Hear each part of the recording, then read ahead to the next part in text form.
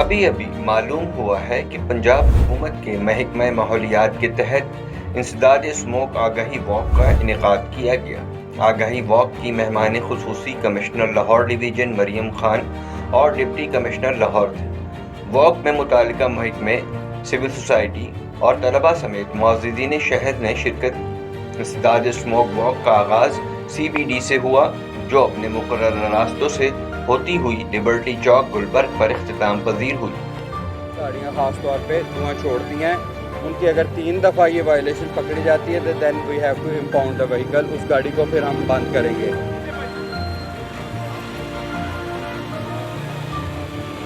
ماحول کی آلودگی کم کر رہی ہے اور فضا کو صاف رکھنا ہے اور دھوئیں سے بچنا ہے، اسموک سے بچنا ہے، تو ہمیں زیادہ سے زیادہ ٹریز اور پلانٹس لگانے چاہیے۔